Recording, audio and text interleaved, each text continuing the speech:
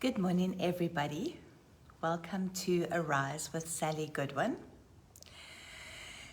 It is wonderful to see you all on this incredible Tuesday morning. It is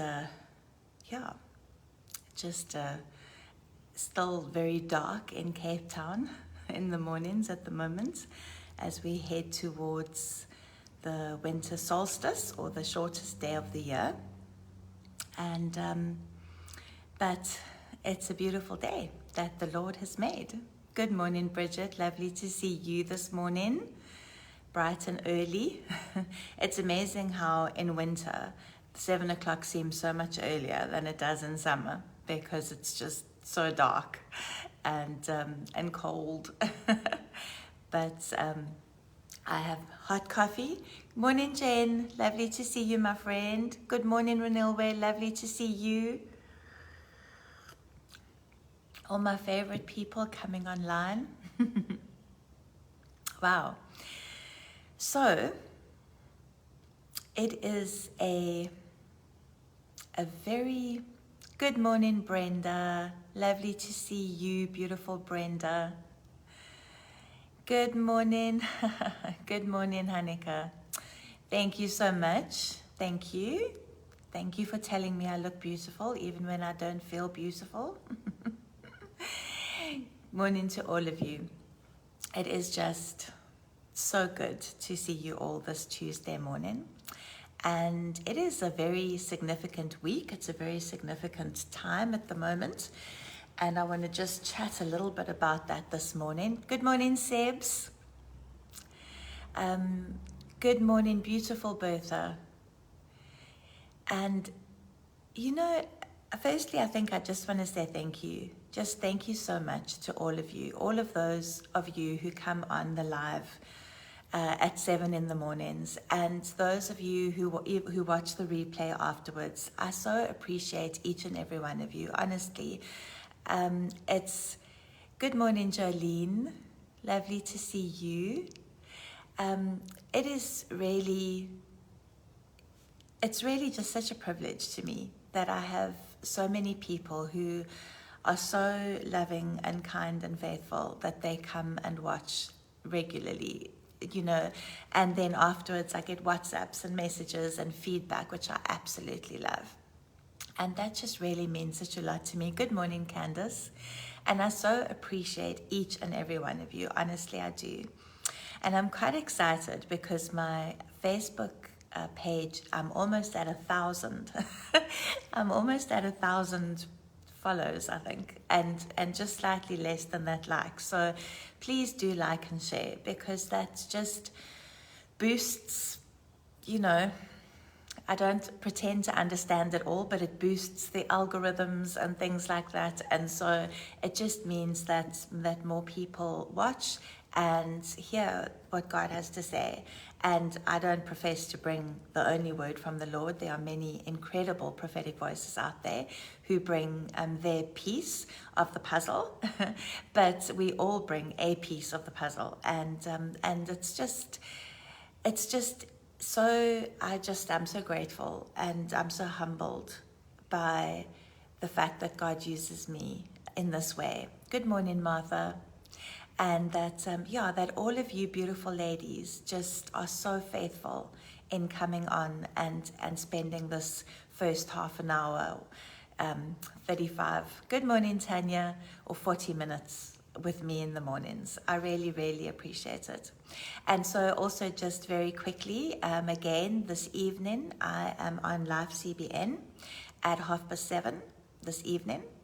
And then that show, the rebroadcast of the show on a Tuesday, on tonight at 7:30, will be rebroadcast on Thursday at 5:30 and on Saturday at 1 o'clock. So once the Live CBN, once the broadcast is gone, once the week is finished, you can't go back and watch it again. It's sort of like TV used to be in the olden days before you could record, good morning, Jen. Once it's over, it's over. So tonight at 7:30, Thursday at 5:30 is the replay, and Saturday at 1 o'clock is the replay. So please support that. And yeah, please feel free to watch that when you have an opportunity. I have had a few complaints about the app, and I actually prefer to use the website. I've gone to the website. I have got the app on my phone, but I don't bother too much with it. I go onto the website and I can see everything from there. And then some other amazing people who teach and preach on Life CBN. So honestly, it's really worth it. Good morning, beautiful Sam. Good morning, good morning. I love the first five or so minutes of this, just saying hello to all my friends. And just some friends who I've never even met in person, but I feel like I know you because I see you online so frequently. So, right, it is a beautiful morning. It is a beautiful, good morning, Claire. It's lovely to see you, my friend. Wow, that's an honor to have you on here. Thank you so much. So, for those of you who don't know, good morning, Jay. Lovely to see you, my friend. Okay, there are a couple of things. Let me get into the sharing part, otherwise I'm going to run out of time. I sit here as though I'm having coffee and a conversation with all of you, and meanwhile there are things that I need to tell you. So just an update for those of you who have been praying for my health. And so most of you know that I have been diagnosed with something called primary lymphedema, and now I have received a diagnosis, two diagnoses, I don't know if that's the correct plural version, but one of osteoarthritis and one of fibromyalgia. And so, good morning, Denise. So yeah, so those are the diagnoses that I am sort of pushing in for healing for at the moment. I just wanted to, because I receive so many messages from people who say they're praying for me and they're thinking of me and sending me love and support, and I just really want to honor that and just be authentic and vulnerable about what I'm walking through at the moment. So the doctor that I went to see was extremely just incredibly kind and supportive, and she did also mention that fibromyalgia is often caused by trauma, emotional trauma, or any kind of trauma from, that can be from years ago, and your body is only processing the pain now. And I think I've mentioned to all of you before that, I've done all the things that we do as Christians. I've done the inner healing, deliverance, cleansing of generational lines, cleansing of bloodlines, all of those things. And yesterday morning, I went and sat with another beautiful friend of mine, and we just went through another session of just inner healing and dealing with trauma from years ago when I was young, and from my first marriage, and just, again, going through the generational stuff and making sure everything was dealt with. So in the spiritual, it seems that I have dealt with everything that I can deal with, and now it is simply a case of standing firm and waking up every morning believing that today could be the day that Jesus heals me. So I am dealing with a lot of fairly consistent chronic pain, which is quite debilitating and very tiring. So if I'm not always my sparkly self, please forgive me. But I am dealing with quite a bit of that. And so it ties in a little bit to what I want to speak about this morning. So for those of you who don't know, on the 24th of June, the planets will all align. Okay, now, all of you, no freaking out. This is not a new agey thing. Remember, this is God. He put the planets and the stars and everything in space right in the beginning of Genesis. So, but for the first time in 18 years, I think it is, something like that, I'll post a video. There's a very interesting video about it that I'll post onto this page. So the 24th of June, all 7 planets, I think it is. Thank you, my Jen. Yes, she says I am human after all. Thank you. Yes, sometimes I think we feel like we need to be superhuman, particularly as women. We want to be bionic, I can do it all, I can handle it all, I can do this all, and I can do it all on my own. And that's actually not the way it is. That's not how God intended it to be. But so the 24th of June, the planets are all going to align. And there, I think, 7 planets. My astronomy knowledge is not brilliant, but it's going to align, perfect alignment with everything. So instead of being dotted all over the place, they'll all be in one straight line, which is pretty much what I can understand of the whole thing. So apparently we will be able to see it half an hour before sunrise, or they say that if you look in the night sky half an hour before sunrise, you'll actually be able to see with the naked eye. I don't know whether you'll be able to see all of the planets, but you'll be able to see the constellations lining up. Not the constellations, the planets lining up. So this is on the 24th of June, and it's a very significant, I don't know if any of you remember previous teachings of mine, but I've spoken about how this is a Shemitah year, and we can see that it's a Shemitah year because we can see the recession threatening in the US and in Australia. And it is also, in a word previously, I explained how June and July last year and this year, June and July and September, October, are incredibly significant. So there's an enormous significance attached to this alignment of the planets, and just for this season, for where we are at the moment. And so I'm not going to go too much into the whole alignment side of things. If you want to learn more about the alignment side of things, not the planetary alignment, but spiritual alignment, I suggest you go and have a look at Denise Padiachi's Facebook page or YouTube.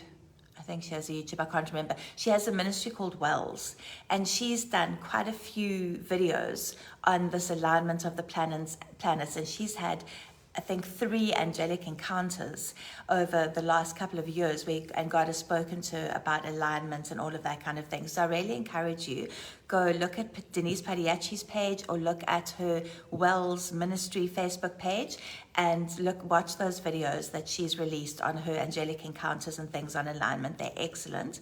And then for those of you who have bought Colleen's book, Keys to the Treasures of Heaven, she also speaks about alignment in that book and encounters with angels and heavenly beings around alignment. So there's been a lot of talk about that over the last little while. And so what I wanted to speak about this morning, because when I've just been praying into this whole thing and the significance of where we are right now, and God actually took me back to a word he gave me in 2019. And in 2019, and I've preached this word, I think, once or twice at various places, but he reminded me of it again today. And the word is, so if you read from Amos chapter 7, and it's verse 7 and 8. Okay, so this is the prophet Amos in the Old Testament. And it says, this is what he showed me. So this is Amos speaking. This is what he showed me, he being God. And see, Yahweh stood on a wall made with a plumb line in his hand. And Yahweh said to me, Amos, what do you see? And I said, a plumb line. And Yahweh said, see, I am setting a plumb line in the midst of my people Israel. No longer do I pardon them. And for those of you who don't know what a plumb line is, it's a very old-fashioned tool. A very old-fashioned tool. I don't think they use it anymore. But basically, it was like a metal ball or a heavy ball at the end of a string. And builders or people who were building or whatever they were doing, they would hold it against walls or against structures to make sure that they were straight. So a plumb line tells you whether something is straight. And if something is straight, it is in correct alignment. So God said to Amos, what do you see? And Amos said, I see a plumb line. And I feel what God is saying to us over this time with this planetary alignment and all of the things that are happening at the moment in the world. God is saying to us, what do you see? What do you see? Because what he's trying to do is he's encouraging us to look beyond the natural and to actually look and see what God is seeing. Not just what we see in the natural, but what is God seeing? So God says to you, and he says to me, what do you see? And then you look and you look and you look again until you see something that God has shown you in the spiritual. And for me, this is a word that God keeps bringing me back to, the plumb line. Where are you compared to the plumb line, compared to that straight line that tells you that everything is straight, which means that you are now true north and you are in alignment with God. And that is very important for us right at this point in time. It's very important because our alignment has enormous consequences for where we are.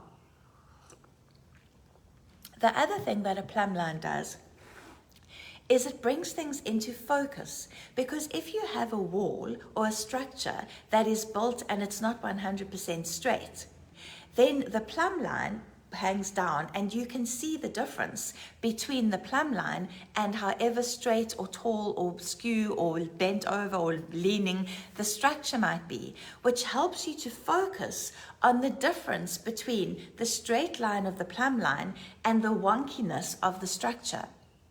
And part of that points for me and for what God has revealed to me, and it's a lot to do with what I've spoken about over the last two sessions, with the connection is restored, and the image of the puzzle pieces that I shared last Thursday. It's all along those lines. It's like God is restoring connection. He's doing a restoration to favor, and he's restoring his original blueprint, his original design over the puzzle pieces that form our lives. But it's our responsibility to make sure that we are aligned correctly with him, directly with him. And it's our responsibility also to put up that heavenly plumb line and focus on the places in our life where we are not 100% aligned with God's will for us. And for me, and this is for me personally, but I think it probably relates to quite a few of you as well, part of that is looking at everything that I am. Good morning, Eliza. Lovely to see you. And Nolitandu, I see you too. All my friends. But for me, it has been a time, because often what God does is, and we all know that God doesn't bring illness, he doesn't bring disease, but he uses these situations often to get our attention or to work out something for the good in our lives. There's nothing good about illness or disease, believe me, I know. But if, I stand by him, I stand with him, and he uses these things to also show us things and help us to course correct and point us in various directions. And for me, he has been speaking about how scattered my focus is. So, we believers, we are laid down lovers of Jesus. We are enthusiastic and passionate about doing the things of God. We're enthusiastic and passionate about being involved in the things of God. And what sometimes happens is we get so busy. We have so many different things that we're trying to do. So many different things that that because we feel God on them often, but sometimes it's a season. And then we stay in them for longer than we should because we're there and but for me personally, I am understanding a little bit more from the Lord how one of the ways that you deal with something like fibromyalgia, for example, is obviously you going back and getting healing for the trauma that occurred previously in your life, but then also it's self-care. It's getting enough rest. It's getting enough sleep. It's getting enough time with the Lord. It's not making my life so full and so busy that I can't actually cope with everything. So for me, it has felt as though God has been bringing me to this space where he's saying, Sally, what have I called you to? Like, what is the main focus of the calling on your life? What have I called you to? And then he's kind of refining my focus. He's saying to me, there's some things that are good and they're wonderful and they're amazing, but some of them you need to refine your focus. What is it that I've actually called you to? And I need you to focus on that thing specifically. And so there's this whole thing, this whole journey with the Lord that I'm walking out at the moment, where I'm looking at all the different things that I'm involved in, and I'm kind of looking to see where His grace is lying for me personally. Not for anybody else, but for me personally. It's looking to see, like, where is His grace on specifically? What, where are there things where possibly I need to lay down something or step out of something else or move, because I need to be in a place for my own health, but also for Him to be able to accelerate me forward in the areas that He is specifically calling me to focus on. So this month of Sivan is a month of acceleration. It's a month of revelation. It's a month of restoration. But acceleration often comes when we kind of narrow our focus onto the one thing that God has called us to, rather than have a scattered focus where there are a whole lot of different things. We can't accelerate in all of those things at the same time. And so so that's what I'm speaking about for me. So for me, it's about the plumb line. It's about focus. It's about knowing what God has called you to, and narrowing your focus to that specific call. And because these things always start with us as individuals, obviously, that is something that I need to walk through as an individual. But as a prophet and as a prophetic voice to women, I then get to share that with a greater audience, because for many of you, that will be something that God is going to either is taking you through or is going to take you through.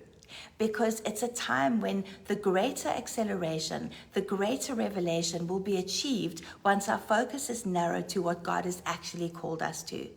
And we're walking in that. And it's not a comfortable place to be. It isn't a comfortable place to be, because for many of us, we are involved in many things that are good things. They are good things, but they are not all God things. And they might have been a God thing, but they are no longer a God thing. But because they're a good thing, we keep doing them. So that is the one thing. The focus is very important for the specific season that we're in right now. And it has a lot to do with this alignment and the alignment of the planets, etc., etc. But the alignment itself is incredibly important. So, for example, if we go to Revelation, and we go to Revelation chapter 3. So we remember that in the beginning of Revelation, God gives John messages to the 7 churches of Asia at the time. And I read such an interesting book on Revelation the other day. And it was all about reading Revelation from the context of a Jewish person living at that time. Because it's this man who wrote this book, I forget now what it was called, but he said, at the beginning of Revelation, where it says revelation of Yeshua Messiah, which Elohim gave him to show his servants. And then it says to the 7 assemblies that are in Asia. And this gentleman says, it didn't say to the Western Church in 2022 or something. It didn't say, we need to read Revelation in the context that it was written in centuries ago to a mainly Messianic Jewish audience, And then from there, and that's where some word interpretations of Revelation come from, because we read it as if it was written to us today, and we miss some of the things that the Messianic Jewish people in those times would have picked up immediately, because they would have been able to recognize exactly what he was talking about. But so we all know that all 7 letters to all 7 churches, at any point in time, any one of those 7 churches what you read about happening in those churches could be happening in our church. It could be happening in the church as a whole. The church goes through phases, and it goes through all of those things. And I did a message on convergence, that we're in a decade of convergence, and part of that was these are the things that the 7 churches walked in that are not of God, and these are the things that they walked in that are of God. And the new thing that God is doing, the new church that God is bringing out, the remnant that is arising, they need to walk in these things that were known to be part of the good things that were in the 7 churches. But I want to just point us to the church in Laodicea. And so it says from verse 14 to Revelation 3, verse 14, and we all know the story, but I just want to read it to you very quickly. It says, "To the messenger of the assembly in Laodicea write, the Amen, the trustworthy and true witness, the beginning of the creation of Elohim, says this, I know your works, that you are neither cold nor hot. I would that you were cold or hot. So because you are lukewarm and neither cold nor hot, I am going to vomit you out of my mouth. Because you say, rich I am, and I am made rich, and need none at all, and do not know that you are wretched and pitiable and poor and blind and naked. I advise you to buy from me gold refined in the fire, so that you become rich, and white garments, so that you become dressed, so that the shame of your nakedness might not be known, and anoint your eyes with ointment, so that you may see. As many as I love," pay attention to this, "as many as I love, I reprove and discipline. So be ardent and repent." Now remember, this is a letter to the church of Laodicea. This is a letter to believers.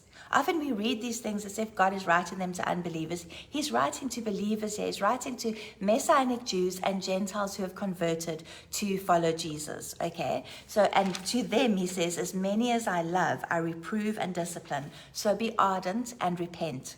See, I stand at the door and knock. If anyone hears my voice and opens the door, I shall come into him and dine with him and he with me. To him who overcomes, I shall give to sit with me on my throne, as I also overcame and sat down with my Father on his throne. He who has an ear, let him hear what the Spirit says to the assemblies. And there are just a few things I want to take out of that. Okay, so Laodicea was a city. It was a very wealthy city. But in the natural, it was built in a place that had no fresh water. So what happened was they piped cold water from the one city to the one side of it, and hot water from the other city to the other side of it. But by the time the cold water and the hot water got to Laodicea, it was all lukewarm. So this was a genuine thing Jesus was saying. He was saying, you are lukewarm. Their water was tepid, always tepid and lukewarm.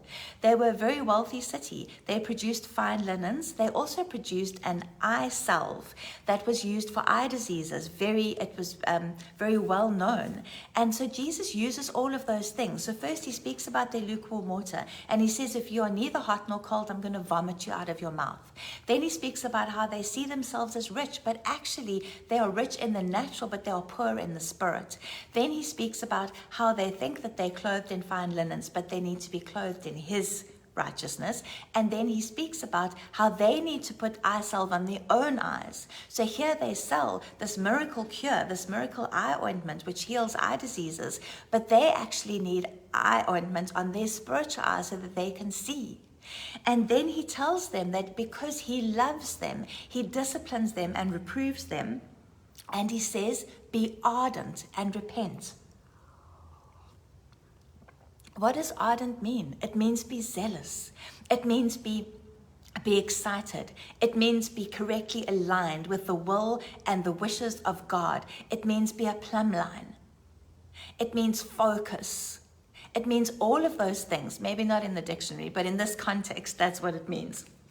And then he says that whole thing about stand at the door and knock. And so often we quote that scripture as if it's to unbelievers. You know, Jesus is standing at the door and he's knocking on the doorway to your heart. He's not. In this particular scripture, Jesus is knocking on the door of the church. He's saying, see, I stand at the door and knock. He's saying that the church itself are not letting him in. If you hear my voice and you open the door, I'll come in. And then he speaks about he who overcomes will sit on the throne with him, and he who has an ear. So, and that's where we are right now. We are in this time where Jesus is standing at the door and knocking on the doors of churches. He's standing on the door and he's knocking on the doors of churches, and he's saying, will you let me in? Will you be a part of this new thing that I'm doing? Will you be aligned with me? Will you be focused on me? Will you place yourself as a plumb line? Not only in the world, but in my body. Will you place yourself as a plumb line so that people can see where they have moved from the original and the true? and what God is actually wanting to do. And we all are called to be plumb lines. You know, in church history, if you know anything about church history, then you'll know that what often happens in the church is we like a pendulum, and we swing from one side to the other side. So we have times where the church has, been extremely legalistic, and then the response to legalism is that we swing to the complete other side, and we go, we become licentious almost. So we go from legalism to licentiousness, and the licentiousness is a response to the legalism, and it is completely understandable. But what God actually calls us to be is where the pendulum stops in the middle and becomes a plumb line. That's where He wants us to be. And there's so many times where the church has swung from one side to the other side. And when we move away from something like legalism, what we tend to do is throw the baby out with the bathwater, and we just completely move into this area of licentiousness, of just anything goes, and tolerance, love equals tolerance and all of that kind of thing, which is completely not the gospel. But we do it in reaction. But at some point in time, we have to come back, and we have to stand in the middle like a plumb line, and we have to gather up all the things that were good and holy and wonderful about the previous moves of God. And we have to look ahead to all the things that are going to be good and holy and wonderful about the coming move of God. And we need to bring it all together into one plumb line where we are correctly, completely aligned with God and God only. Where we can say we stand where God has called us to stand. We focus on what God has called us to focus on. We are the plumb line, and anybody around us, be they believers or unbelievers, can measure where they are based on where we are, because we know that we're facing true north. We know that we are aligned under Jesus. We know that where we stand is exactly where God has called us to stand. So when God says to us, as He said to Amos, "What do you see?" And you can say, "I see a plumb line. And that plumb line is me. And I'm going to stand in the space, be it unpopular, be it whatever, be it a space that not many people like, or be it a space that not everybody agrees with, so that I can know that I can be a plumb line, not only for the world, but for the church."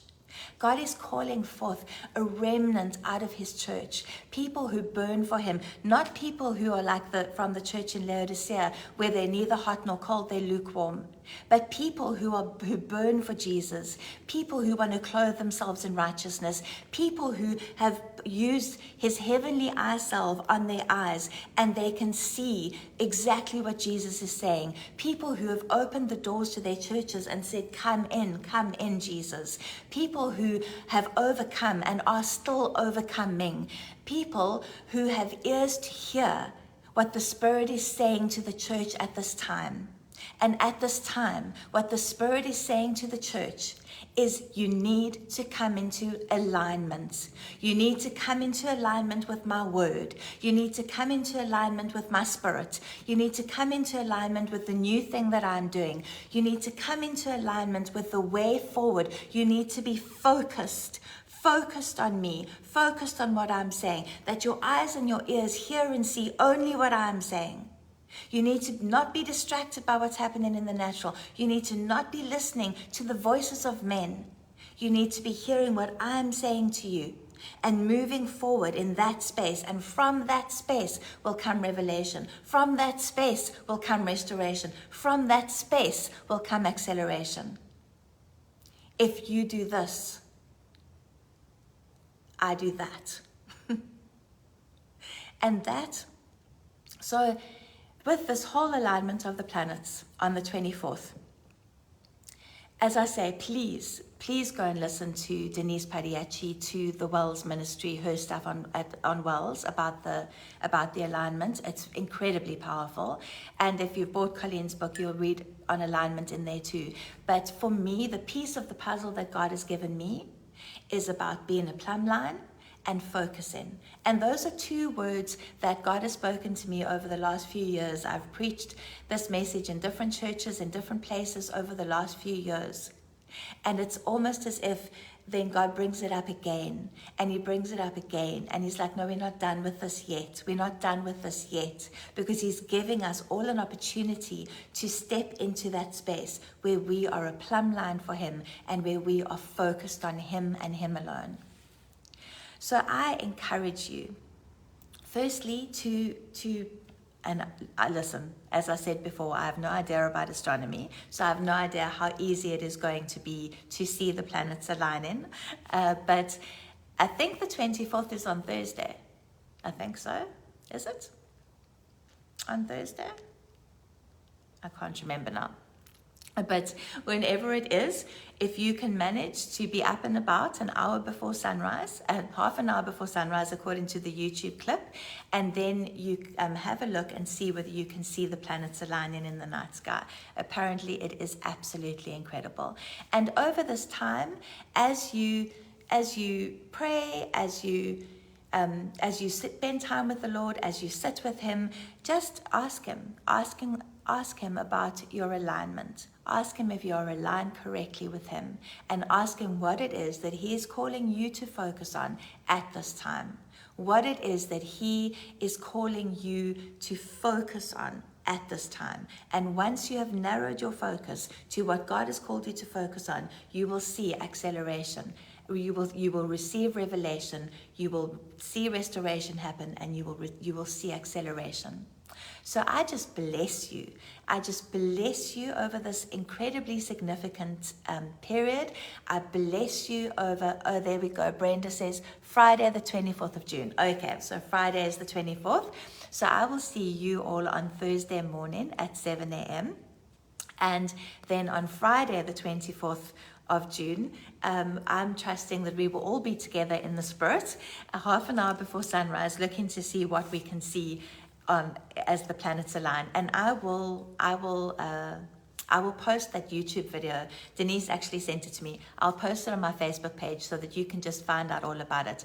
But right now, I bless you. I bless you with alignment, heavenly alignment. I bless you with focus on what God has called you to focus on. I bless you with the freedom to be and do exactly what God has called you to do. I bless you as a laid down lover of Jesus to burn for Jesus and be a part of what God is doing in his church at this time. I bless you with all of that, and I'm incredibly excited to hear and see what God has done. So message me, reach out to me. It'll be so good to hear from you. And for some reason, the lights went off, so I'm half in shadow now. But hopefully that hasn't put you off too much. But love you all, bless you all, see you on Thursday.